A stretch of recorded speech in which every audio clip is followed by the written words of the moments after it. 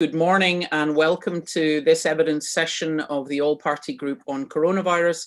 I'm Dr. Philippa Whitford, one of the vice chairs of the group, and I'm chairing this morning. My thanks to our witnesses. We have Iain Archibald, who is an advanced emergency medical technician with North East Ambulance Service. We have Catherine Harris, who was a hospital pharmacist in the Royal Gwent Hospital. We have Dr. Eleanor Mount-Stevens, who's a GP for over 20 years in her practice, and Heather Jones, who was a teacher for 30 years. All of our witnesses this morning have suffered from long COVID, and we are going to be exploring their experience and what we can learn from it. And first of all, I would like to just give my thanks to all of you, obviously for attending today, but particularly in a way you represent the frontline key workers in many of our public sector, in health, in care, in education, but also in local government, police and fire, who kept all of us safe, kept us connected, and kept our society functioning through what has been a very difficult year and a half. And obviously we are now going to explore the outcome of that for you personally and how you should be supported going forward. So if we just crack on, I'm going to ask the first question, Chair's privilege. So if I could start with Eleanor, do you know or can you pinpoint how you got COVID-19 in the first place? You know, was it at work? Can you identify that?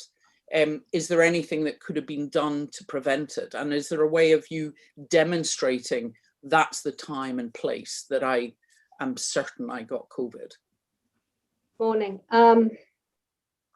Yes, I developed my first symptoms actually before the first lockdown. And I am as certain as I can be that I caught COVID as a result of the work that I was doing, mainly because in the very tight time frame between exposure and when you get symptoms, I actually saw a patient who was very obviously very unwell with COVID and who had managed to get into the surgery building with symptoms without anybody realizing that they were there. They weren't actually there to see me, but once I realized that they were there and they were unwell, I felt absolutely bound to treat them. And this was at the point where we were only supposed to don PPE when we saw somebody who had identified symptoms. So he had been sat right outside my room for about an hour before anybody had realized this. So for about an hour, I was in and out, thinking he was seeing somebody else. He was classically unwell with COVID at that point. And because I was being careful in every other aspect of my life, I would say that as certain as I can be, that is where it came from. But can I prove that? That's an impossible question. I can prove that I got COVID because I was admitted and I was swabbed and I did test positive. And I know a lot of my colleagues were never in the situation of being able to be tested, but I know I had it. And I can work backwards because where I am, we had not very much COVID. We had a cluster. So I could pin it. So as close as I can be, that, yes. Was that already at a time where the proposal was that people who thought they should have COVID should be following a different pathway rather than going to their practice, but just this patient had their practice, or had that not been set up yet at that time? We were still ironing through what should happen. People were supposed to be ringing 111, but 111 were still sort of then saying, oh, you should ring your GP. And I think, and you'll have to bear with me, one of the impacts has been a very shaky memory. I think he was expecting, he was on a list to be telephoned to go through the triage process so that if he needed something, we could be prepared or we could direct through to the ambulance service. What he actually needed was an ambulance. And somehow he'd ended up in the building I don't know how that happened. I just know that I picked up the pieces when it came about. So yes, that was at the point where we were trying to put safe pathways in place, and there were lots of teething problems. Okay, thanks very much. Iain, Catherine and Heather, would any of you like to add about your own identification of when you caught COVID and whether it's been avoidable? Yes, I would, if that's okay. Okay, Iain. I mean, for me, there's no sort of doubt in my mind whatsoever that I contracted this at work. Like the doctor says, you can't sort of prove it categorically where you got it, who you got it from. But just given the very nature of my job, the fact that I was expected to go into what I would call COVID-rich environments, you know, attending to people in their homes who clearly had COVID. The odd one may have tested positive, and for some reason they were, well, obviously they'd become so unwell they needed an ambulance. Then sat in the back of an ambulance with them, which is quite a small enclosed space.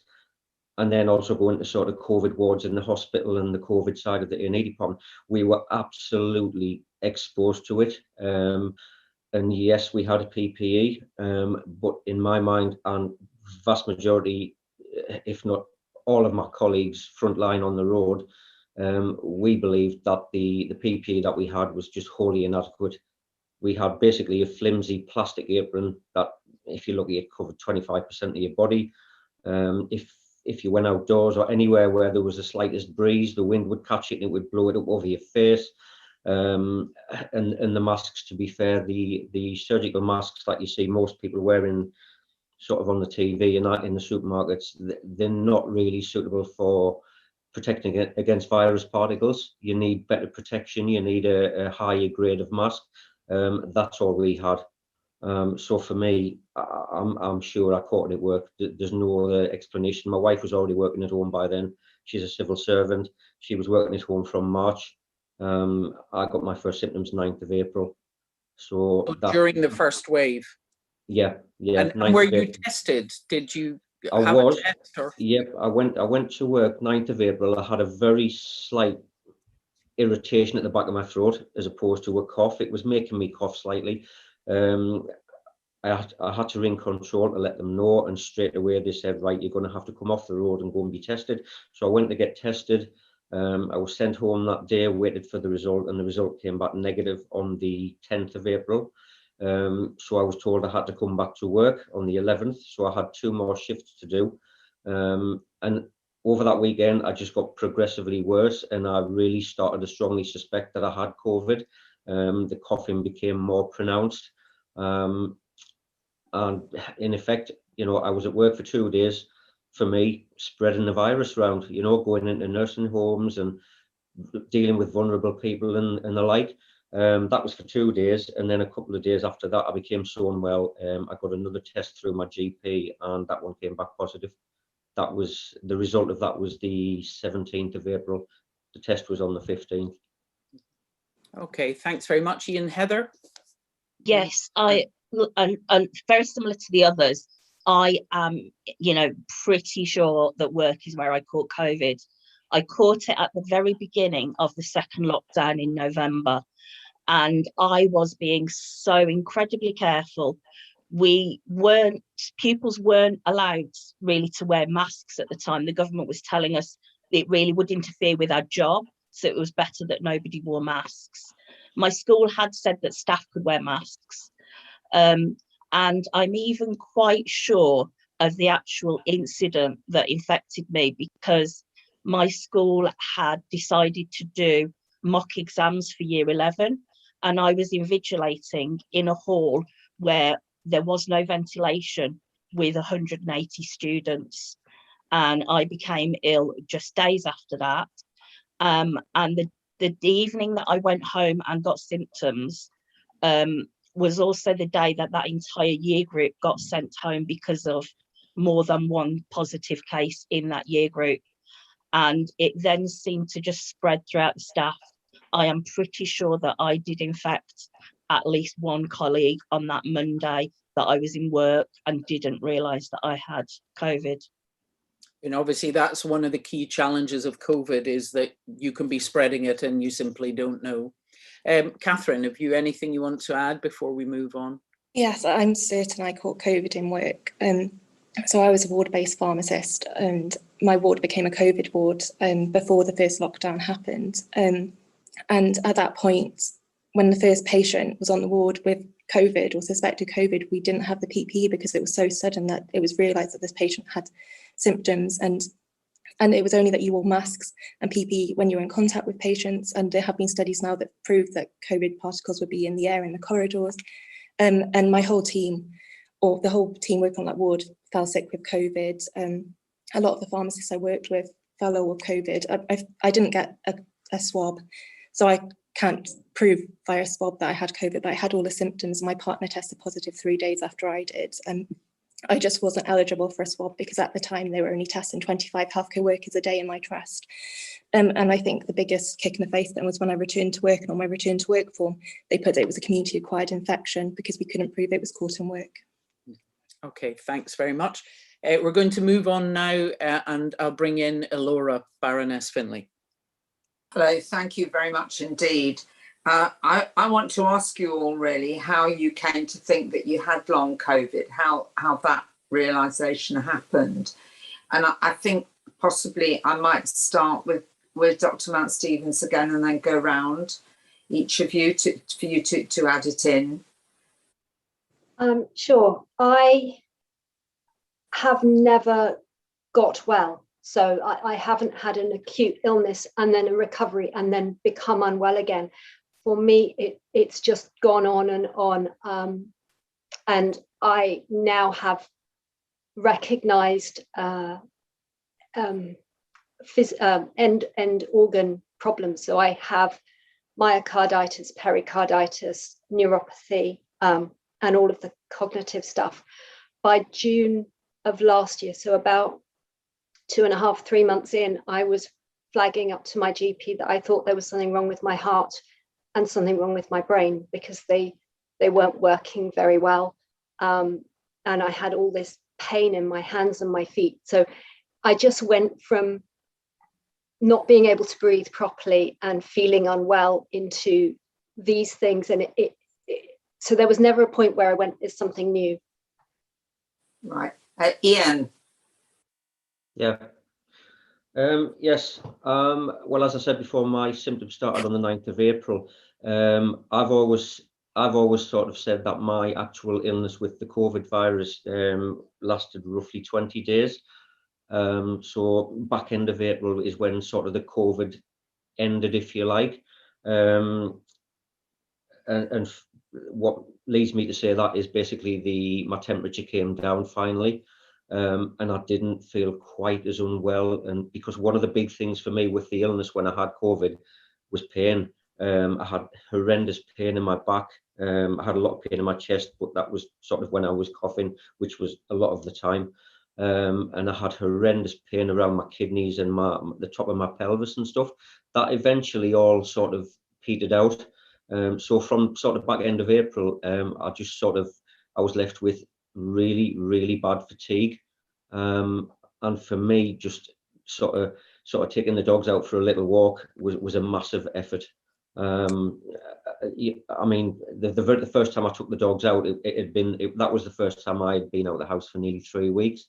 And I literally got to the end of my street, and you're talking about 30 or 40 yards.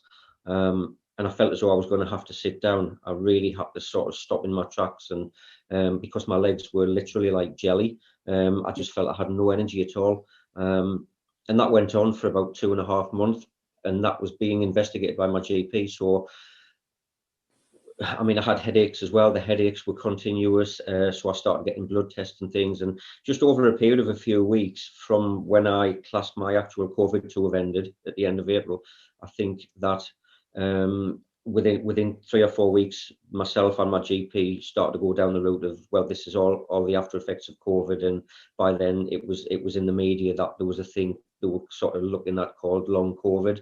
And basically I was sort of going down that route, and here I am 15 months later, still with a massive list of symptoms that just basically don't seem to be getting any better. The only thing that has improved is the fatigue, in terms of I can walk the dogs fine now. I may breathe a little bit harder than what I would expect to normally, but everything else is there, and it's just not going away. Thank you. Can I just go to Catherine and then to Heather? Thank you. Yes, so with my long COVID, I first knew something was wrong just after I recovered, when I tried to go for a run. I used to be very fit and active. I'd go to the gym 5 times a week before I had COVID, and I tried to go for a run and I could only run for a minute, and I had to call my sister and tell her I was so out of breath. And then it sort of came in waves, but by May I was very wheezy and tight chested, so I spoke to my GP and they weren't too bothered. But then by the weekend my housemate was very concerned. She's a doctor, and she was worried I had an atypical pneumonia, so referred me to GP out of hours, who then brought up this idea of at the time it's a post-COVID syndrome. It sort of went from there. So my long COVID comes in waves. So I have these flares. They get triggered by things like stress. So it's quite difficult with life because you don't know what's going to happen. And any little trigger, like I've just bought a house and that was a massive stress, and it's caused these flare-ups. So I get tight chested, and for a few weeks I'm out of action. But that's sort of how I realised it was just that gradual progression of those symptoms and a wheeziness. So they're really all slightly different presentations from each of you, aren't they? And what about Heather? I actually started to suspect I'd gone into long COVID territory probably 6 to 8 weeks after the infection, because by then I'd stopped getting the fever and the unbearable night sweats. And I went through this phase of feeling like I woke up every day thinking, what weird new symptom is going to surprise me today? And I started to look online for some sort of guidance and support, and it really was the social media groups that were the greatest source of information and support for me at the time. And I realised that I had that typical cluster and constellation of symptoms: fatigue, breathlessness, tachycardia, post-exertional malaise, brain fog. The brain fog was so bad that I couldn't really establish between reality and dreams at times. I couldn't remember even my own family members at times. That was pretty terrifying. Thank you. Thank you all for explaining that. I'm going to move on now. Thank you. And I think Baroness Mashin's going to ask you the next question. Yeah, if we can bring you in, Susan, thank you.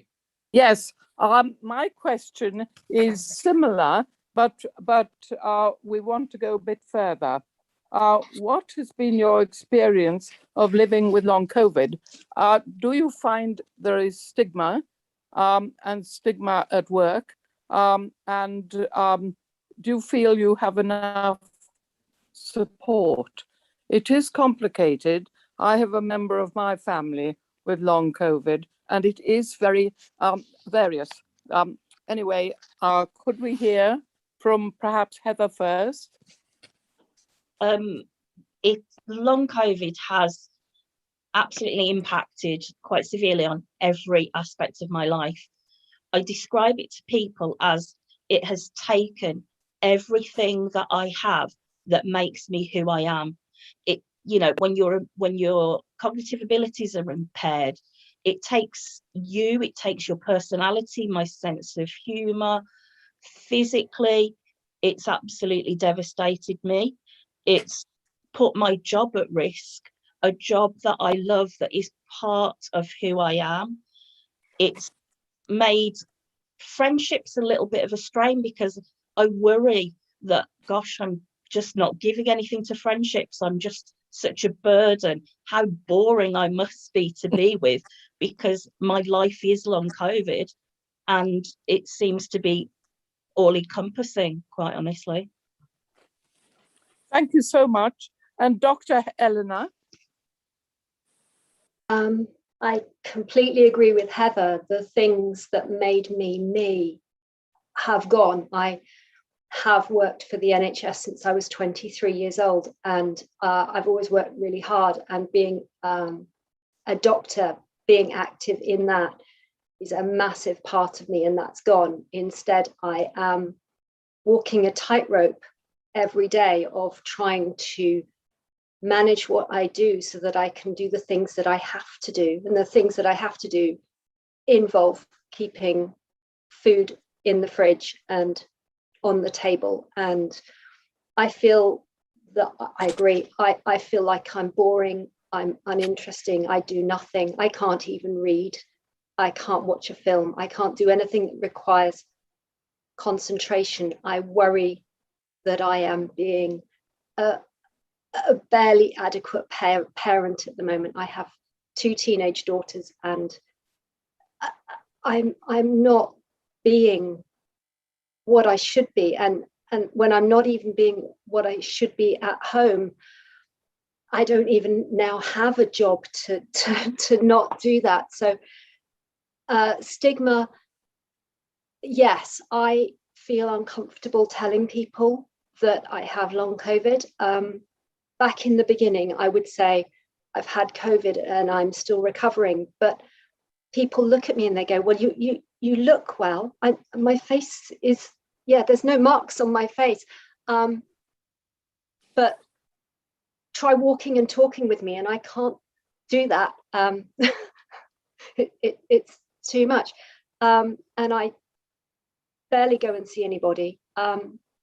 It's huge, and I don't share it. I don't talk about it on social media outside of my groups. Do you feel you should have had more help? I'm not sure what sort of help you mean. I don't know.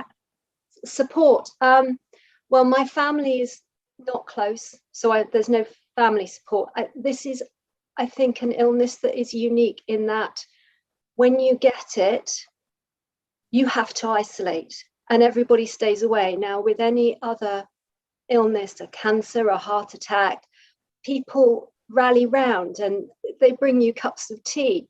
And in my worst point, I was alone at home for the days I had to isolate. I remember crawling across the kitchen floor trying to get myself a cup of tea because there was nobody else, and then trying to figure out whether I was going to make it back upstairs to my own bed because there was nobody else. And this has been an incredibly isolating experience, and I'm an introvert, and I feel isolated. When you're ill, reaching out over video and over the phone becomes really difficult. When your head hurts, when you're tired, when you can't string words together, and this is taking me an enormous amount of effort. When you can't communicate well, yes, you run out of everything, and I'm not lucky. I don't have a big support network around me. Thank you so much for sharing that with us. Now we have Catherine. So for me, with the long COVID, I've gone from being a healthy young adult to someone who now has to take inhalers every day. Like I was saying earlier, my fitness has gone downhill and I'm trying to improve that, but it's quite difficult when you have these relapse and remitting waves of symptoms. And it's trying to keep positive. It's put a strain on my relationship. My partner really struggled to understand why I was suddenly this girlfriend who wanted to just sit in bed and not do very much. And similarly with my family, my dad really struggled to understand it. He suggested before that perhaps all I need is some counselling. It has been very difficult, and it's been difficult getting people to understand. So I think that's been the impact really, it's like the other said, it is quite difficult explaining to others, and I don't really say to my friends anymore about my long COVID. So as far as they know, I'm fine. Because it's just easier that way. Thank you so much. And now we have Iain. Yeah, hiya. Like Dr. Eleanor said, to look at me, there doesn't look like there's particularly anything wrong. You know, I look fine and I do sound fine. But to be fair, COVID has absolutely stripped me of my health and fitness. I'm on medication now. I'm on 6 types of medication that I was never on before. I was, I mean, you know, you could say I was exceptionally fit. I ran for England for 9 years in the 1990s. So I've got this natural fitness. and it's just taken all that away from me. It's left me with a weakened immune system, and to be fair, that's the main reason I'm not back at work. There's no way I want to go back to doing my job with a weakened immune system, with the potential of getting COVID again, or picking up any other sort of infectious disease. It's just not something that appeals to me. But the fatigue, the tiredness, and the breathlessness again would stop me going back to work anyway. I've had all the tests. I've been to my GPs numerous times. I've had loads of blood tests. That's how they found out about the immune system. I've had X-rays, chest X-rays. I've had ECGs. I've had an ultrasound of my heart because I get palpitations. And I've even taken part in a clinical study into long COVID. I went to Oxford. There's a company doing a study called CoverScan. And I had basically an MRI scan on every organ in my body except my brain. And there was an issue came up with my pancreas and my liver as well. Whether that was there prior to COVID, I don't know. Nobody can say. But they are finding a pattern, and they've scanned a lot of people, and there's a lot of other people got issues with the pancreas and their liver, and then there's all the people with the myocarditis like Dr. Eleanor's got, and so it starts to create a pattern anyway, you know, and all these people surely couldn't have had all those things wrong with them prior to COVID. So there's a whole host of things it's left me with.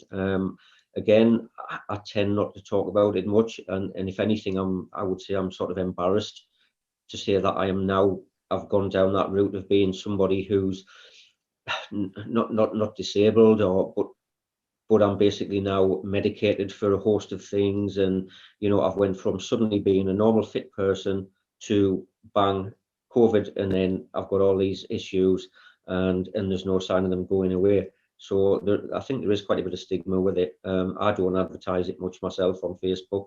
I tend not to go on there much nowadays anyway, but it's not something I sort of parade about, and I certainly wouldn't want to wear a badge to say I've got long COVID. It does affect you mentally. I've had 2 rounds of counselling myself. I've had counselling through my employer, and I've also had counselling through my GP. I mean, I would just say really, for me, it affects my mood. I can get sort of good days and bad days, because the thing is, it's there constantly. It doesn't go away, and there's a constant reminder that you've got all these symptoms, and it wears you down, to be fair. I try and get on and do stuff. As I said earlier, I walk my dogs. I can do that. I've even started going in the gym and doing a little bit, but it's a massive effort to what it should be. So that's where I'm at with it, to be fair. Well, thank you very much. We mustn't run out of time, but okay. It just shows how complex the whole thing of long COVID is, and how it needs to be understood better. Thank you all very much. Thanks very much, Susan. Back to Philippa. Okay, thank you. We come to Barbara Keeley now for the next question. Thank you. And I would like to add my thanks. My colleague Debbie has made comments in the chat that, you know, we can understand how frustrated the situation is, or we can hope to try to understand it, what you're saying. Can I move on to the question, how was your experience of long COVID managed in the workplace? And can I start with you, Dr. Eleanor? Yeah, so I worked as a GP, and I was a GP partner. And our partnership agreement says that when you've been unable to work for 26 weeks, the other partners can remove you from the partnership. And that's what happened to me. That's awful. Yeah. The reason they gave was that they didn't really understand what was going on with me, and they didn't know what my long-term prospects were. And they felt that they were unable to wait to find out. I'm really sorry. That's very hard at this point in your career. I understand that. Yeah, I had been there as a partner for 18 years. I was senior partner, and I'd thrown every creative bit of juice I had in me into that. It felt like I had lost. I felt like I'd lost family and a home and my place, with 11 days of notice and no options. That's truly awful. That's awful. Thank you for sharing that with us. Could I ask the other members of the panel? Catherine? So actually, in fairness to my previous employers, when I first had my long COVID symptoms, they were very supportive, and actually on my return to work form, they put it down as a COVID absence, so it wouldn't affect my sickness allowance, which was great. And then actually I changed roles in August. My job is more sedentary now. I'm not ward-based. I work in GP surgery. So actually I find that helps with my symptoms, because when I'm feeling unwell, I can still work because I'm sat down. I'm not having to rush about, and my colleagues here are really supportive. And so I do feel I've been quite fortunate with my work experiences with long COVID. Thank you. I'm going to come to you next, Iain. You said that you haven't been back to your work in the ambulance service. Yeah, that's correct. From the outset, sort of February, March last year, there was a memorandum came out basically that said if anybody contracted COVID, because at that point I think hardly anybody had, if anybody, to be fair, it wouldn't class as a sickness, because obviously, like a lot of workplaces now, if you're off sick for 2-3 times in a 12-month period and things like that, you know, you can be called in to discuss if there's anything going on and that sort of thing. So they said it wouldn't class as a sickness and people would be paid and stuff like that. So I'm very, very fortunate that I am still getting full pay after 15 months, because it is recognised as COVID related. I don't know how long that's going to continue for, but at the minute I am still getting full pay. I'm not at work, so they haven't had to sort of accommodate me in, you know, in any sort of special ways to sort of deal with what I've got going on. I get a phone call once a week from one of my sort of clinical managers. It's what they call a welfare call, just to see if I'm okay. Can they offer anything? Which technically there's not much they can do at all. It's just a courtesy call to see, you know, to say we're here if you need anything. And once a month I get a phone call from my operations manager, who's been lovely throughout of this. You know, again, she has a bit of a chat with me for 20 minutes, half an hour, just see how I am. And it's a case of, look, Iain, if you need anything, we're here. And basically that's it. So that's how they've managed me. Thank you. Thanks. And it's really mixed experience, isn't it, on our panel? Can I come to you, Heather? And how has it been managed in your workplace at school? From my perspective, less than ideal. My timeline was that, as I said, I caught COVID mid-November, and just couldn't return to work. The first contact I had from HR was in February, and that was for a formal attendance meeting, at which I received a formal warning and was given a very unrealistic deadline to return of 6 working weeks. I knew that wasn't possible. I wasn't going to be able to return in 6 weeks, but I also knew that if I didn't, they would then give me a final warning, another deadline, and I could, within a matter of months, been out of a job. So I mustered every bit of brain power I had remaining and appealed against the caution.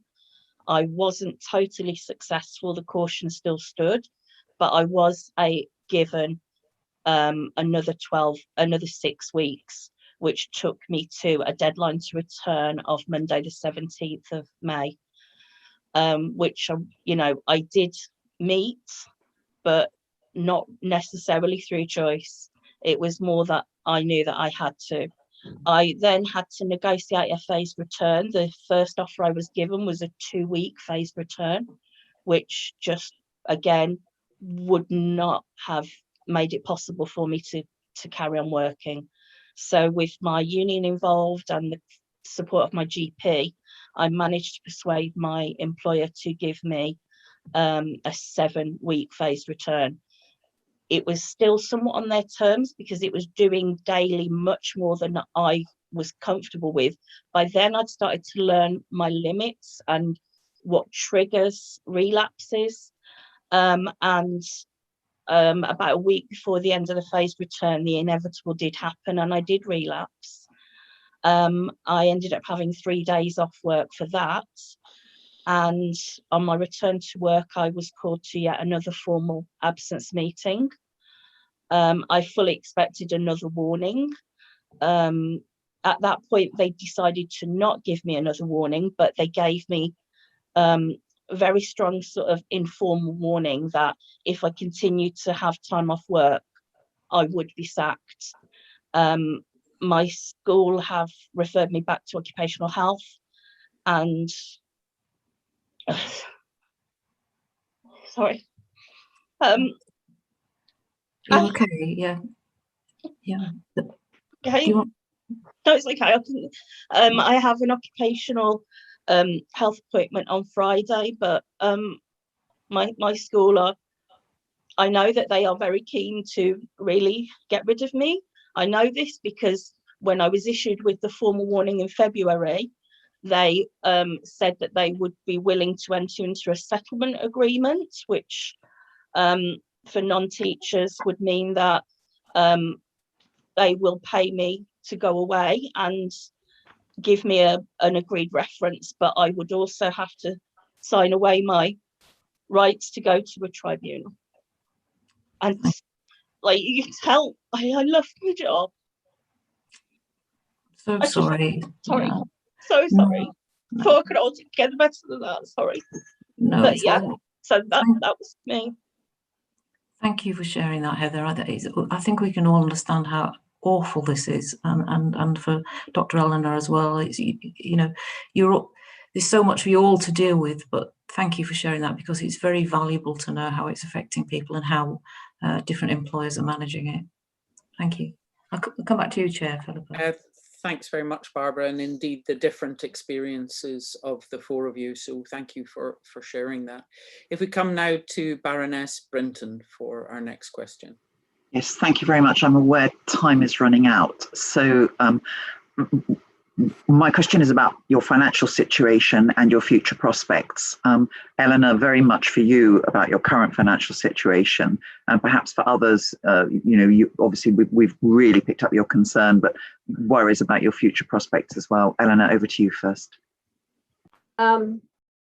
Okay, so obviously I have no income from employment anymore.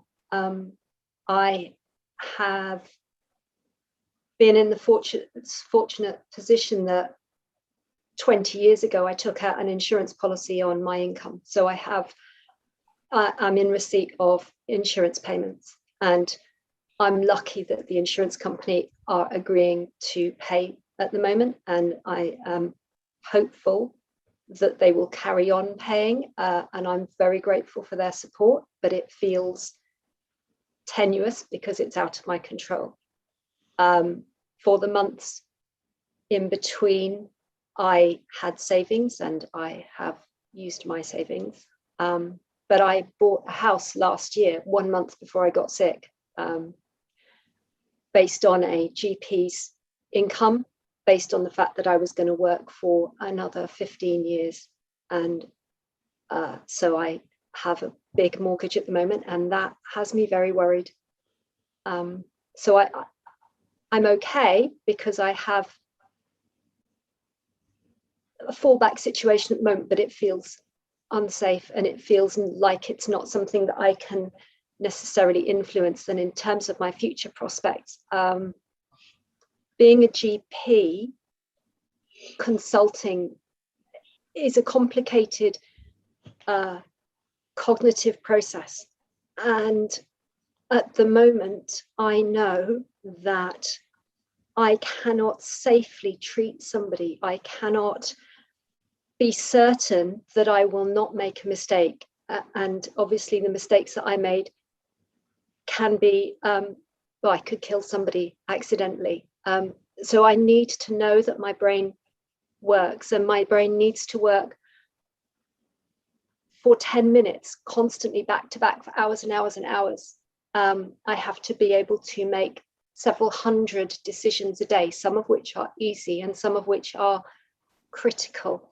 And it's a day of unexpected happenings and having to manage lots and lots of things suddenly, simultaneously.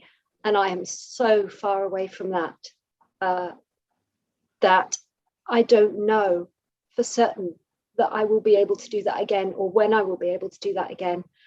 I doubt I will ever be able to work as full-time as I did before, because that feels like a mountain to climb. So I don't know. Can I just pick up on that last point, because you've explained to us about the GP practice. In other parts of the NHS, staff have been redeployed. Is that ever a possibility for you? I mean, perhaps not as a GP, but would it help if the NHS could help redeploy GPs who can't continue with their present role? So I'm qualified as a GP. I'm not qualified in any other specialty. So I wouldn't be able to just go in and work, but also unless you're a very junior doctor, you are an independent practitioner. Nobody double checks our work. We work and we make the decisions for ourselves. So I'm not certain. And obviously I have some physical stuff going on as well. I could probably go and get a job in the local supermarket stacking shelves from a cognitive point of view, but from a physical point of view, that also is quite a long way off me. Yes, could I be redeployed? I'm very limited at the moment. I hope I'm not going to be this limited in a year's time. So yeah, maybe if there was something, that would be lovely, because I am bored and frustrated and angry, and I would love to be doing something. Thank you very much. Iain, I don't know if your financial circumstances are affected, but particularly want to ask you about future prospects. Yeah, no, as I said, I'm getting full pay, so I'm lucky in that respect. I mean, I am still financially out of pocket. If you want to go down the route of the medication, I now have to take regularly 60 different types of medication. I've lost out on any potential overtime if I wish to do it. I don't tend to do much of it, to be fair. I'll probably average about 4 or 5 shifts a year, very little. But you know, it's still a decent amount of money, and that option isn't there for me now anymore. Traveling to various appointments, GPs, hospitals for X-rays and scans, and all the other things. Again, that has a bit of a financial impact. In terms of my job, to be fair, I don't think I'm going to get back. I was 56 in June, and I didn't really intend to work in any longer than age 60. So you're talking less than 4 years now. There's no sign of my immune system improving and all the other effects that I've got going on. So basically for me, it's just a matter of time before they call me into the office and give me an ultimatum. You either need to come back or unfortunately we're going to have to stop paying you, in which case that would be me leaving and taking my pension. So for me, that means that I've been forced out the door because of ill health. So I would go down the retirement on ill health grounds, which would give me a slightly better pension. But I have done the maths, I've worked it out on paper, and I'm still going to lose out quite significantly compared to if I was to stay at work for the next almost 4 years and earn my full-time salary. So, you know, you're talking possibly 45, nearly £50,000 that I'm going to be short over the next nearly 4 years, which is quite a lot of money. Yeah, thank you very much. Heather. Well, as I mentioned, my job is constantly in jeopardy. An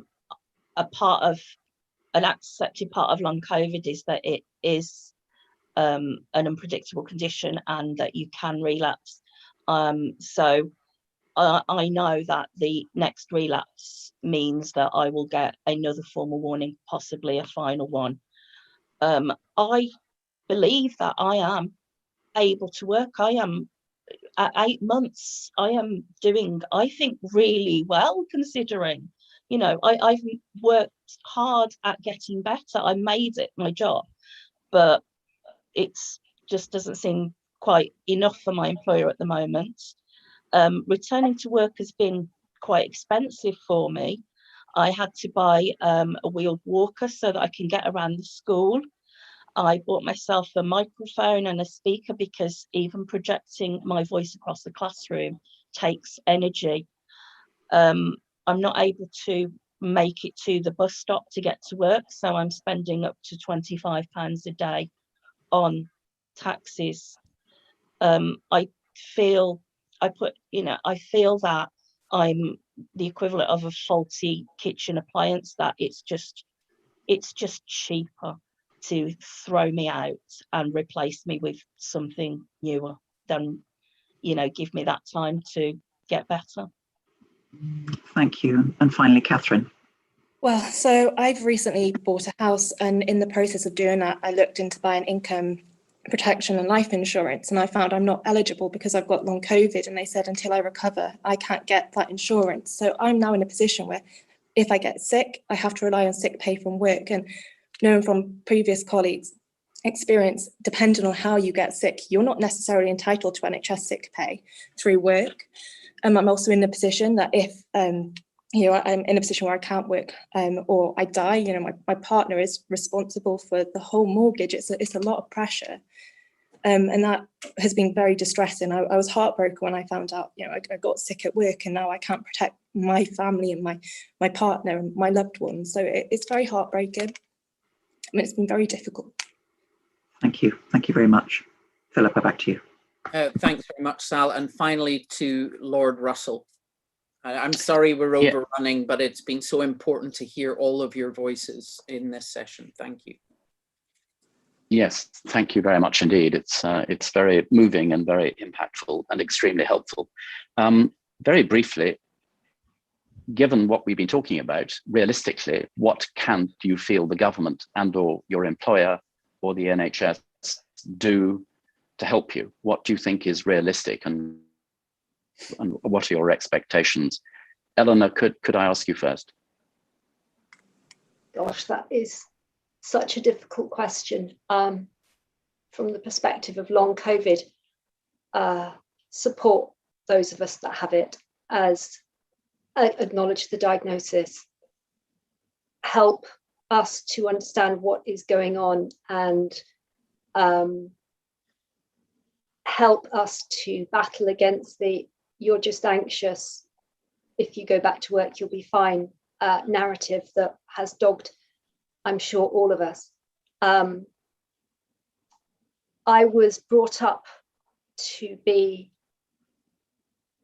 to expect to be independent and to support myself and to support my family, and it is very difficult for me to even recognize that maybe help is necessary. But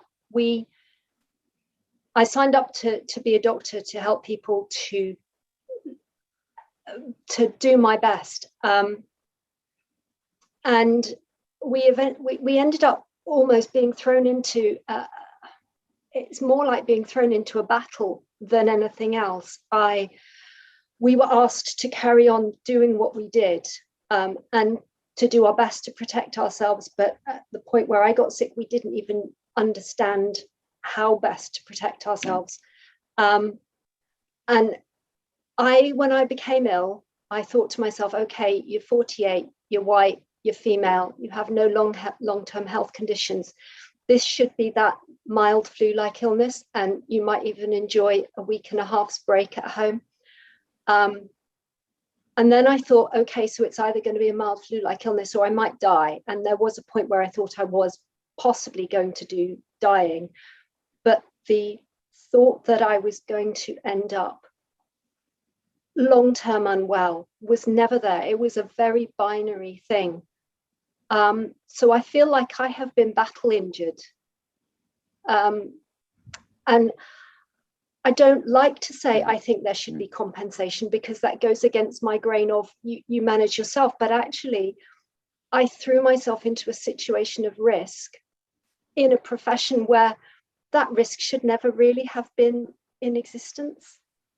And like Iain, I've taken a big hit on my pension. Like Catherine, there's no such thing as death in service for me now. If I die, that's it. And there's nothing I can do to boost my protection for my family.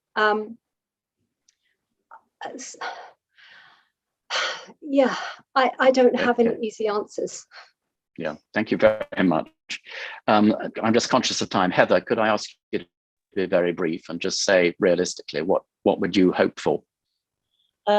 I would definitely really agree with Dr. Eleanor that we threw ourselves literally into the line of fire and trusted that people would do right by us, and that isn't the case at all. So I call on the government to do something to help protect our jobs. We are valuable. We've proved that enough over our careers. Please help us now. Do not throw us away. We are not worthless. We are not useless. We still have value.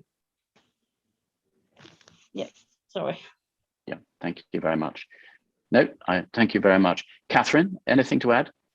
No, I think I agree with the others. I think the government do need to look at financial support, potentially compensating frontline staff with long COVID, because we have done our part and we've been injured. And if you were in the army, you would be entitled to payouts if you got injured in service. So I agree with the others. So I think something needs to be done. Thank you very much. And finally, Iain, anything to add? Not to add, really. It's just the same sort of feelings. I mean, obviously, again, and I've said it a couple of times, that I'm very fortunate and I'm not too far off retirement neither. So, but there are people a lot younger than me who are faced with losing their jobs, who have lost their jobs. And for me, that's unacceptable if it's COVID and it's long COVID, and especially if we're going down the route of it's being contracted at work in the first place. I think it's unfair, and there should be protection for people's jobs. And then, you know, also there is the financial side of it, and I think the majority of it affects us financially in various ways. And for me, as I said, if I do have to take my retirement in the next few months, I'm going to lose out financially quite significantly, and I think it's unfair. And the only way sort of that you can be comforted and supported is financially for what you've lost, because the actual long COVID, nobody knows what it is, why it is. My consultant said that to me, and I agree with him. So it's just the actual real hard facts and the real impact that it's having on people. And I think the vast majority of that boils down to financially. Thank you very much. Philippa, back to you. Okay, thank you very much. And if I can thank our four witnesses, Heather, Catherine, Iain and Eleanor, for your very moving and powerful testimony. That has been really helpful. You're very welcome to stay and hear the second session. I appreciate that that may not be something that you feel able to do, but you are very welcome. We're now moving on to listen to some of the bodies that you know, we may be calling on to support you, but equally who face challenges relating both to COVID and long COVID. So if I can introduce our witnesses and thank the second panelists. We have Danny Mortimer, who's Chief Executive of NHS Employers and Deputy Chief Executive of the NHS Confederation. We have Quinn Roach, who's Policy Officer at the TUC, who have done recent surveys looking at the impact of long COVID. And we have Paula Cole, who is a partner at TLT Solicitors, but has 25 years experience in employment law. And I thank all three of you for attending this panel to give your evidence. So having listened particularly to the last evidence from our witnesses who have suffered long COVID, I'm going to ask you all what protections you think should be in place to support those living with it. Now, I recognize particularly for yourself, Danny, that the NHS has really been in the spotlight throughout the COVID pandemic, both in remodeling itself, in looking after people in the acute circumstances, in delivering vaccines, which obviously people have really appreciated the NHS as never before, but it does put you under a spotlight. So if I can start with you, what protections do you think we need to have for people who've been these frontline key workers looking after the rest of us through the pandemic? Thank you, Philippa, and thank you. Nice to see you and your colleagues again. And I did catch the end of the evidence from colleagues, and it is very moving, and it very much tallies with what members are telling us and the issues we've been talking about with our trade unions. Maybe helpful just to remind the committee that the arrangement we have in the NHS at the moment is that at the beginning of the pandemic, we did put in place, in agreement with our trade unions, a a set of arrangements, which Iain, I think, touched on, which were about, fundamentally were motivated by infection prevention and control, making sure that people didn't attend work if they had COVID or were being asked to isolate. And those enhanced arrangements, which don't count against someone's sick pay entitlement, don't count towards their sickness absence record, are still in place. Were only ever intended to be temporary, but clearly our expectations about how long the pandemic would impact as it has have had to be constantly reevaluated. I think where we find ourselves now is very much, we do have in place some arrangements, and again, I think Iain set them out very clearly, that we've always had for people in terms of accessing their pensions if they're permanently not able to work. And that involves enhancements to pensions if there is that sort of permanent inability to work in any role. We do have a very generous sick pay scheme relative to other sectors of the economy, and we also have some temporary allowances that allow people to phase back into work. What we're faced with, and I'm sure other colleagues on the panel will talk about this, is just employers now wanting to have more certainty and more guidance in terms of the conversations they're having with staff. There are a range of circumstances. I think the default very much is about people who want to come back to work in some kind of form. We are absolutely looking at how we can redeploy and protect people's earnings for periods of time in that. But at the moment, there isn't the certainty in terms of both COVID and long COVID, actually, in terms of their impact on people. And I think we'd all appreciate, my members would appreciate, more guidance. And if there are to be enhancements to the benefits that we offer staff, or if there are to be enhancements to economy-wide compensation schemes, I know the committee have called for something previously modelled on the military scheme, then we would really like that for people like Iain and other colleagues to be implemented sooner rather than later. So that's really a call to government, both to give you a level playing field of guidance and to come up, if you like, with that support for you to then support your frontline staff. Indeed. Okay, thank you very much. If I could come to you, Quinn, what would you feel from, obviously the TUC covers a much wider industry. What are you seeing? Thank you. A real pleasure to be invited to talk to you about the evidence we've gathered. But before I even start, I just want to reflect on two things. One thing that Eleanor said, she said that she felt like she had been battle injured. And Heather Jones a second ago said she felt like she was in the line of fire. And I don't mean to continue this kind of war metaphor that we're hearing, but I've been thinking about the number of people who've contracted long COVID and what that means. And for me, I think there's a clear link between having long COVID and being disabled. And I can't think of another event that has disabled as many people worldly, because we have around 2 million people who have been disabled by this. The only thing I can think of is World War I. So I think, it is an apt metaphor that we're looking at here. But what needs to change? What does the government need to do to support people who have long COVID? I think the first thing that I would say is that they need to extend the protections of the Equality Act explicitly and immediately to cover these groups of people. The government can define any condition as a disability, and that would therefore give anyone who has long COVID the protections of the Act immediately. It would do something else as well, though. It would mean that the government, people who have long COVID must be considered by the public sector equality duty. So the government would have to consider people with long COVID when making decisions and making policy decisions. And it isn't something that we can say is immediately apparent in their decision-making processes at the moment. So it would be good for workers and good for the government to consider it. We think we need to increase statutory sick pay to the living wage of around £330 a week.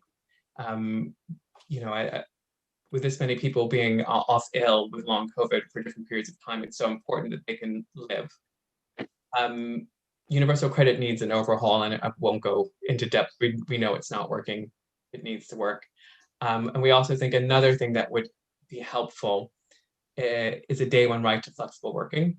So I think what we've heard from Heather and Eleanor and Iain is about the fluctuating nature of the condition that they have of long COVID, and actually having access to flexible working and flexible phase returns is so important. It came up time and time again when we speak to people who have long COVID and in our evidence. So we need to get a day one right to flexible working and to get flexible working to work for us and with us.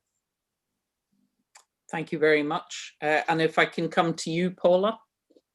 Thank you. The point which Heather made in relation to the process which her school has been taking her through really resonated with me, because it is a situation which many employers across lots of different sectors are dealing with and trying to address. And the problems with long COVID and illnesses of this nature for both employers and employees is the difficulties in knowing exactly what they're dealing with. So I would very much echo Danny's point about there being a need for more guidance and more support for employers across many, many sectors, obviously not just the NHS, but across a number of different sectors, in terms of having a clearer guidance and sort of knowing what they're doing and knowing how they need to progress. Because as we've heard this morning, every case is different, every sort of individual presents differently.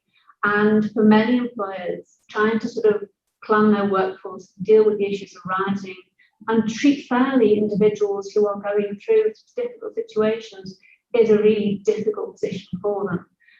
So I think the point's been touched on in terms of sort of categorising this illness as a sort of industrial disease would help and address a lot of the issues, a lot of the concerns, because without that, individuals in the situation are, like many other individuals in our society, dealing with long-term health conditions in the workplace.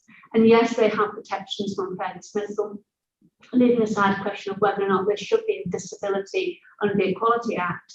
And employers have to go through what can often be a very long and complex process, but it's also a difficult process for both the employer and for the employee. So I think there's much more that can be done to give clarity for both employers and individuals in the situation. Yeah, I think that's the thing. I mean, obviously, this is on a huge scale, as Quinn talked about, and relatively new and hugely varied condition. While we've obviously seen many other post-viral syndromes, they are all different, and even within long COVID, obviously a huge range. Thank you very much. If I can bring Susan, Baroness Masham, in to ask her question.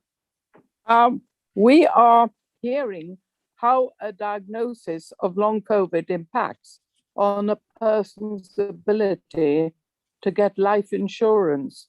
What should be done about this? In the field of disability, I find that everything seems much more expensive. Could we first have Danny, please? Thank you, Baroness Masham. There have been discussions, I know, with the Association of British Insurers during the pandemic, particularly led by my trade union colleagues, because we also had examples of people who had a positive COVID test who were struggling to get access to insurance products, and a very helpful agreement was reached with the ABI, led by the BMA in particular. But clearly, again, we return to this point about clarity. We return to this point about, in the absence of clarity, our colleagues in the insurance sector are perhaps making decisions that are not in the best interests of their industry longer term. And we need to have more clarity about long COVID and what it means, its status relative to other long-term conditions that people have to live with and that insurance companies do have to treat. You do raise a second and more important point, that as on behalf of our members caring for the community, there perhaps is something overdue in terms of access to financial products for disabled communities, because there is, I think, quite a lot of evidence that there's a broader issue here in terms of how that industry treats members of the community who have disabilities. But again, the primary point in terms of long COVID is around clarity and guidance, and insurers can adapt in the light of that.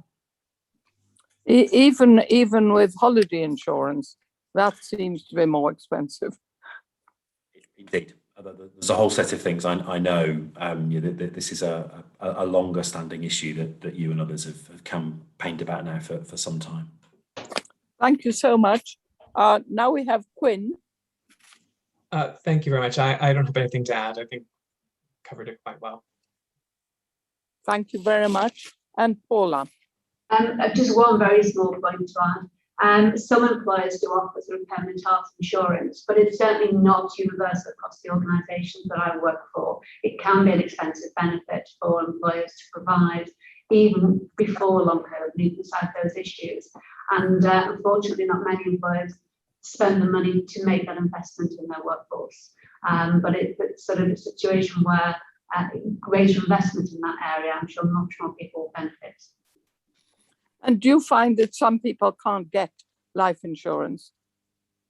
So far as I'm aware, the issue tends to be more around income protection insurance rather than life insurance. Since, so far as I'm aware, long COVID is not perceived by the insurance industry as a sort of life-shortening disease, but obviously it has a clear impact on their ability to work and to earn income. So the issues which I've seen are very much around income protection and permanent health insurance kind of arrangements.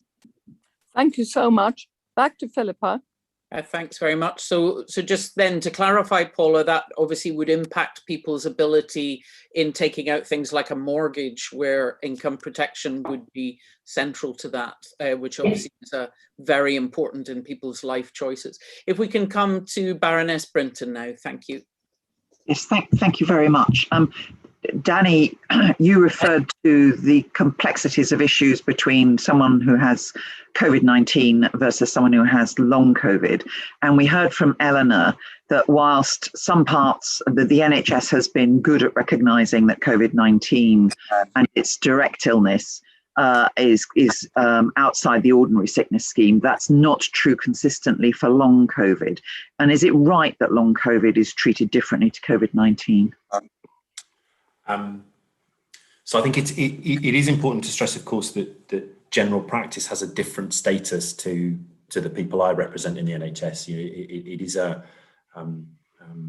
general practitioners, by and large, are independent contractors working in a partnership, and there are different arrangements for the people that my members employ. People employed in the statutory NHS, we have a temporary scheme which is still in place, which has no time limit on the amount of pay that someone can claim if they're absent from work due to COVID. So I think in practice, the distinction between COVID and long COVID isn't there in financial terms for many people, but it's an ambiguity because the scheme wasn't originally envisaged to include long COVID. It was envisaged to, as I said, as an infection prevention and control measure. So that is part of the clarification that's needed as we move forward, and that's the first point. I think the second point then is that there is also some need for clarification about how long COVID, if it does have a permanent and long-term effect, how it is dealt with in terms of ill health retirement, and is the guidance clear for occupational health colleagues there in terms of making those assessments. I think the third thing is that in practice, and I'm sure Paula Quinn will touch on this for other industries as well, managers are having conversations with employees on a case-by-case basis and seeing what is possible. How can people return to work flexibly? As you mentioned in your questioning, can people be redeployed to other roles where actually their health isn't compromised or can be managed that a little bit more easily? And I think it's important to say that even with the kind of guidance and clarity that Quinn has called for and the TUC have called for, those individual assessments are still really important. We can't have a blanket.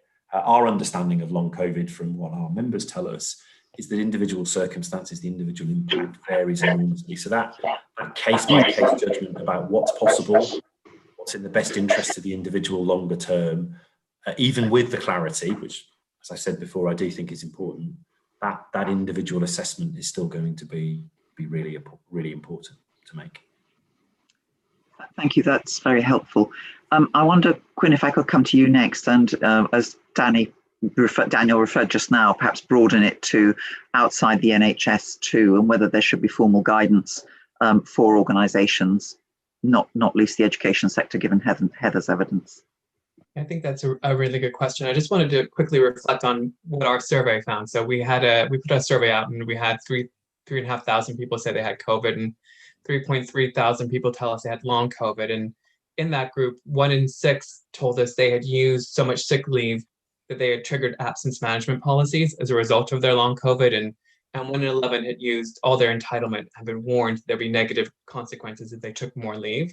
So this is a real serious point for us and a real serious issue. And so what we believe is that long COVID should be treated as a disability, mentioned earlier. And we believe that absence linked to disability, or in this case, long COVID, it should be recorded separately and not trigger absence management policies. I think that's where we would go with this. We don't want workers who have an impairment to be managed out of work because of that impairment. We want them to be supported to stay in work. And if we think about Heather's story from earlier, or Eleanor's story, that would have kept them in work or maintained their position. They wouldn't be going through the stress that they're currently going through if their sickness absence was recorded somewhere else. And this is a policy that we've had for actually quite a while for disabled workers in general, and we think it should absolutely be applied in this instance as well. Thank you very much. And Paula. The vast majority of employers that I work with treat long COVID and the symptoms that individuals present with in exactly the same way as they treat anybody else who presents with a similar disease. So whether or not they're presenting with ME or CFS or any of those other diseases which can sort of wax and wane, if you like, they are treated as individuals in exactly the same way.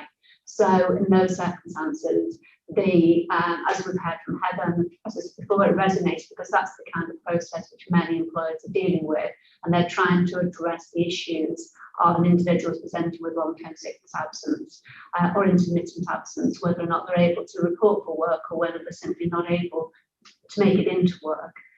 So against that context, they're not recording absence separately. They are dealing with it in accordance with their normal sick pay provisions, whether that be company sick pay, or if that doesn't exist or it's exhausted, it then goes to SSP. So in many cases, they're following a procedure and they're following the normal standard practices which are endorsed by employment tribunals, but it can result in a situation where individuals are finding that they're either being threatened with losing their jobs or ultimately losing their jobs when they get to the end of that process if they're not able to return to the work. And the point which Danny made is part of that process, if an employer is doing it right, is to talk to the individual about their circumstances, what they can do, and what the company can do to assist them in either returning to work or remaining in work as part of that process, where it is very much an individual conversation. Paula, thank you very much. Back to you, Philippa. Thanks very much, Sal. Just coming to Barbara now. Barbara Keeley. Thanks. Quinn, earlier you said the government should extend the Equality Act to cover long COVID. Is it the case, it sounds as if it is, that long COVID isn't already a disability for the purposes of the Act? And if it was extended, what protections would that bring? I think you touched on one particular aspect, but if you could just help us with that. No, absolutely. So I think that's one of our main recommendations when we looked at the evidence of the 3,500 people who responded. So we think currently, in order to be covered by the disability provisions of the Equality Act, workers with long COVID would have to take an employment tribunal and on a case-by-case basis prove their condition would have a substantial and long-term effect on their ability to carry out their day-to-day activities. And those are kind of the tests in the Equality Act to show that you are disabled by the Equality Act. And what we think is that taking an employment tribunal is a real burden or hurdle for anyone, let alone someone who has long COVID who might be experiencing fatigue or brain fog. And so we're worried that, and we think that unless and until there's more medical evidence that long COVID is likely to last longer than 12 months, this is a route employees will have to go through, and they might not be covered by the Act. So we think that during this time, employees or workers could face discrimination and job loss. And we don't think that's right based on the fact that the biggest group of people who seem to have long COVID are key workers from health and social care, workers from education, workers who kept the country going during a pandemic. So that's why we think that the government should use their power to specify that long COVID is a disability under the Equality Act. And the great thing about that is that they don't necessarily have to amend the Equality Act. They can amend it through regulation using secondary legislation. So it can be a quick fix And that quick fix could protect a lot of workers from a lot of negative discriminatory cases. And also, of course, it has the added benefit of making sure the government consider workers with long COVID and long COVID in any decision-making processes they go through or policy-making decisions they take. Thank you. Paula, do you have anything to add to that? Yes, as Quinn just said, there are currently 3 diseases only which are deemed disabilities under the Equality Act. That's cancer, HIV, and MS. So from the point of diagnosis, an individual, say, receives a cancer diagnosis, they are protected under the Equality Act from that point. It doesn't matter what kind of cancer it is. It doesn't matter whether, to use the broader definition of the Equality Act, the cancer is having a substantial adverse effect on their ability to carry out day-to-day activities. They have that protection from day one of the diagnosis. At the moment, that's a very small list. And if an individual doesn't fall within that list, if their illness is such, say, as I mentioned before, ME and CFS, then in those situations, they have come within a broad definition. And it is very much an individual test, which a tribunal, as Quinn said, would determine following an application to the Employment Tribunal. So it then is a question of, has it lasted or is it likely to last 12 months or more? And in this context, long COVID, we may well find in due course, and I think we're a long way from getting any tribunal guidance on this, is likely to fall within the definition, but it is still very much a case-by-case basis.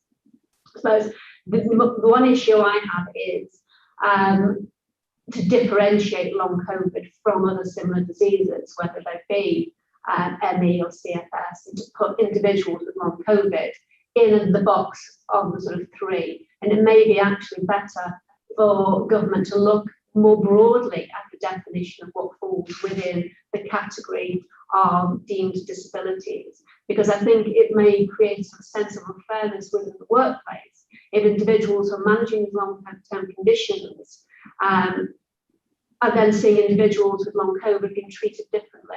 And it happens already in the context of cancer or MS, for example, but actually maybe a more holistic approach would be more appropriate to look at more generally rather than just adding on long COVID to that list of deemed disabilities. What specific entitlements how would the situation change? Would it change dramatically for the people that we've heard? Yeah. It does for those individuals who are disabled under the Equality Act. It does give them a significant amount of protection in sort of legal terms. The most practical protection it gives is there is a legal duty, a positive duty on employers to make reasonable adjustments to accommodate an individual in the workplace, either to return or to remain in the workplace. And that's very much a positive duty. And that's something which on a day-to-day basis we engage with employers because it has a real difference. Now they may do it anyway, as mentioned before, in the context of a capability procedure, but to have that legal duty on them to address those issues does have a big impact and is of the most benefit to individuals. The other rights it gives them is protection from direct disability discrimination, protection from discrimination arising from their disability, which are in many respects a broader protection because it can cover things like absences arising from their disability.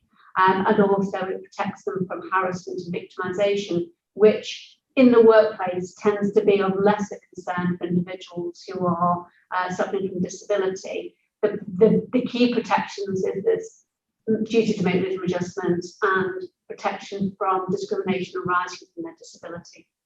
Thank you. Thanks very much. Back to you, Chair. Thanks very much. And if we come to Baroness Finlay now, Elora. Thank you very much indeed. I mean, I think this is almost first part as a yes, no, and the second is a question about other precedents. So if COVID's prescribed as an occupational disease, would that mean that long COVID's automatically included? So that's the first one. And secondly, if this is viewed as a death or illness in the line of duty, does that make any difference to the way that it should be managed in terms of the employers? And I'm thinking about firemen, police, army, others who may sustain some life-changing event which has been sustained in the line of their duty. And I think possibly I'd quite like to go to Paula first and then come to Danny Mortimer. So in terms then of occupational disease, but one thing to remember, of course, is that individuals can suffer from long COVID regardless of where they caught COVID, whether it be in the workplace. And what we've heard today, the experiences of individuals catching COVID, primarily at a time when there was inadequate PPE in place. And so very much it is a workplace illness. And I mentioned before that my preference would be not necessarily to single out long COVID as a deemed disability, partly because that doesn't recognise the fact that these individuals have caught COVID through their workplace. So my view is that to address that concern, would be better for this to be an industrial disease, if you like, to be categorised and prescribed in that way, because that would then recognise the fact that this was caught at the workplace. And employers have a duty of care to protect their individuals. And as COVID has developed, we've seen many employers undertaking risk assessments and making sure they're putting those protections in place. But in the early days of the pandemic, those protections weren't in place. And the stories we've heard today very much emanate from situations where the protections weren't in place as a consequence of doing their job and protecting us as a society more generally. The individuals we've heard from have caught COVID and are suffering the consequences. So I think that would be better addressed by dealing with it as categorising it as an industrial disease. Can I go to Daniel and then to Quinn? So I think Paula makes really important points, both in this answer to this question and the previous one, about many other conditions that aren't amongst the three that are designated under the Act as disabilities. I think it is important to stress that my members, and I think you've heard some evidence of this, do seek to make reasonable adjustments, do that without any, many conditions being designated as a disability. Yeah. What we do have in the NHS at the moment are three benefits that people receive. One is a sick pay scheme that is relatively generous compared to many other workers that Quinn would be representing. The second is payment of what's called a temporary injury allowance, which allows people to kind of have a phased return to work. And the third is if people aren't able to work in the longer term, a two-tiered ill health retirement scheme for pensions. We don't have in the NHS the kind of permanent injury scheme that the military have, for example, which I appreciate is very complicated, but does exist. I think it is an interesting question about whether long COVID, given healthcare workers do appear to have had a higher risk of contracting COVID and therefore long COVID, whether there would need to be access to such a scheme. But I do think it's important that we focus on trying to as a health service, we focus on trying to help people get better and to manage their conditions. We help our employers and employers elsewhere in the economy make the reasonable adjustments that they need to make in order to get people back to work, to offer that kind of flexibility. But this is a difficult thing to express, particularly hearing the kind of moving accounts from people. There may well be situations and circumstances, individuals, where it is not possible for them to work at all. And in the NHS, we can provide access to the pension scheme. It's not the full pension as you've heard described, but it is a fairly generous enhancement to the pension, again, relative to many other sectors. But we're aware that what we have is not necessarily available in most other parts of the economy. And just before I go to Quinn, can I ask you what the impact is on the total workforce? Because we know that there's a shortage of healthcare professionals in just about all of the different branches of the professions. We know that with them off sick, that's a problem. And we know the load on the NHS is absolutely massive at the moment and actually seems to have really taken off again and have relatively little publicity around it. Absolutely, Baroness Finlay, and we're experiencing winter in July at the moment, which is a quite remarkable turn of events. We have, I mean, the evidence that we've seen reported is that about 90% of NHS staff, 90 to 95% of NHS staff who've had COVID have been off work for 3 weeks or less. And it's about 95, 98% have been off work for 3 months or less. We're a massive employer, so that couple of percent who've had the experience that's been described to you earlier today is still a significant number of people. I do think part of the key lies in investment in treatment. It does lie in the kind of education that Eleanor talked about in terms of clinicians. It lies in learning the examples of some of the other long-term illnesses and conditions that Paula has touched on. And it will be about, and we've got lots of examples of this happening already in NHS organisations. It's about providing support to people. Fantastic schemes I've come across in Liverpool and Belfast and Chesterfield in terms of trying to provide support to people using occupational therapists and occupational health departments to get people into work and to keep them there. But there's still clearly a lot of work for us all to do to better treat and support people who've got long COVID. And Quinn. Thank you very much.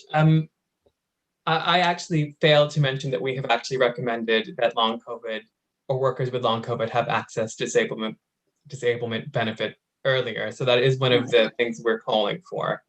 And that's based on the fact that in 2020 alone, there were over 4,500 outbreaks of COVID in workplaces. And that number excludes care homes, hospitals, and educations and prisons.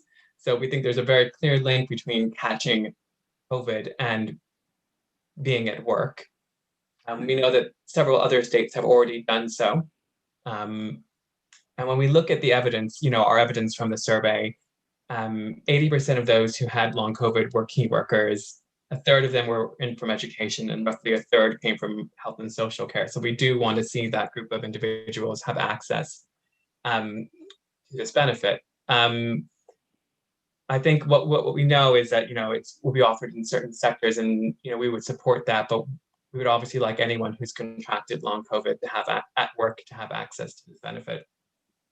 So that's kind of our stance on that. But I did want to just touch on something that Paula said earlier, which I thought was important to come back on. She's absolutely right. There are 3 deemed disabilities within the Act, the Equality Act 2010, and we actually think being in a pandemic and hopefully a once in a century event where 2 million people might have contracted long COVID and might need protection, that it would be a moment where the government could consider amending that and deeming this a disability. And I take on board her point that some people with, say, energy limiting impairments might it might cause frustration. So actually what we did was we spoke to groups who have energy limiting impairments to understand what their thoughts were around us deeming a long COVID a disability. And what they said to us is, hey, great. That might mean that people start to understand our condition, which is really poorly dealt with by employers. So I just thought it was important to kind of reflect on that. And I think the other thing that we've heard a couple of times is that employers go above and beyond. They treat people who have long COVID or their employees with long COVID well, like they were disabled. And that's really great. And I really applaud best practice, but that's no way to run a country, and that's no way to set the law. It means people have varying practice and varying levels of protection. So I would much prefer to have something clear that protected everybody than something that relied on employers' goodwill. To make those points. Fine, thank you very much. And I think, Philippa, I could pass back to you. Thank you. That's lovely. Just Lord Russell to finish off again. Thanks very much, Simon. Right, very quickly. Thank you, Philippa.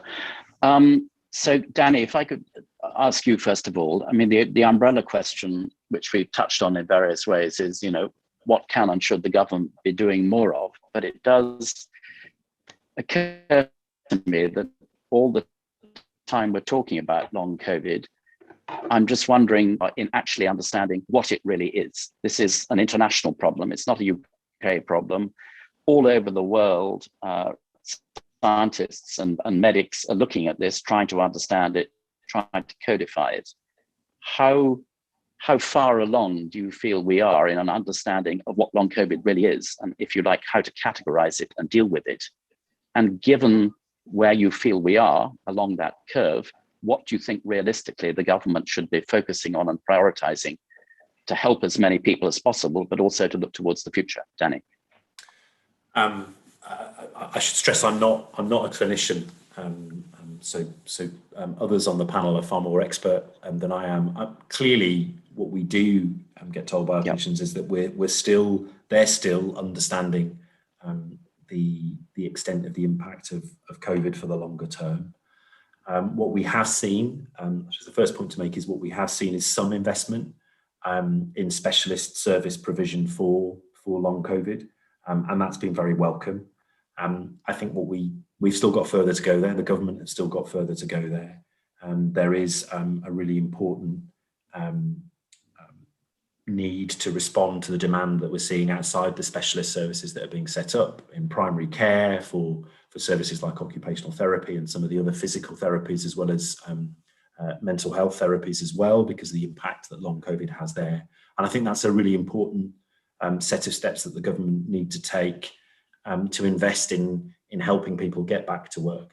There's with respect to the TUC, I think there's a risk that the debate becomes about compensating people and the designation as a disability and so on. What we see is a need to invest in research and in services that help manage this for the longer term. Having said that, we would, whilst we're still developing the understanding, I think there is a need for interim guidance. I've talked about that before. I think there is need there, and I think there is a need for some adjustment for us in the health service from some of the temporary measures that we've had over the last 18 months into something that takes us through this next phase, which may be the next couple of years, whilst government policy and science catches up with understanding long COVID. And we're really keen to work with our trade union colleagues to try and agree that kind of guidance and to recommend that to the government. Thank you. Quinn, that neatly leads on to you, please. Thank you. I think, I'm also not a clinician, so I don't really have a lot of evidence behind what long COVID is, how it is contracted. But all I can say is that when we ran our survey, we asked about 21 of the most common symptoms of long COVID. And on average, each person had 9 of them. So, it's a collection of symptoms. People on average have a huge number of them, and it's just really concerning. What should the government prioritize to help workers and people who have long COVID? I think I've said it before, and I'll quickly say again. I think ensure the Equality Act protections extend to people who have long COVID. We need to increase and expand statutory sick pay to the living wage. That will help workers who have long COVID and are off sick. We need a universal credit system that is fit for purpose. A day one right, flexible working. All of these things will help. And I think getting access to the Equality Act protections and reasonable adjustments is fundamental, because it also means then that they have the right to reasonable adjustments, as Paula pointed out, like working from home and different flexible working types. So I think that would be really key. And if the government could do that, that would help a lot of people. Thanks. Thank you, Quinn. Paula, to you lastly, and would you like to comment on Danny's suggestion that clarification quite urgently in terms of clearer guidelines would be very helpful? Yes, I would very much endorse that point. In fact, one of the first things I would say is that it would be very valuable to many employers. As I said before, it is a difficult situation for both employer and employers. So having some more clear guidance and support is essential. And the other follow-up point I'd make is about more access and more support and more investment in occupational health services to enable and support employers to help people stay in the workplace and to keep people in the workplace. So I think that would be side by side with the guidance that I think would be key as a very practical step that could be taken. Thank you very much. Philippa, back to you. Thanks very much. Paula, could I just come back to you? Obviously, we heard Eleanor's story earlier, and Danny has more talked about the big NHS organisations trust employers, but obviously general practices are individual businesses with different practice agreements, and there is this tendency that kind of, as we heard for Ellen, after 6 months you're out. Do you think that the government should be looking at providing not just the guidance to that, but the support directly? I mean, primary care is the foundation right across the pyramid of the NHS. If it gets into difficulties, the whole thing comes crashing down.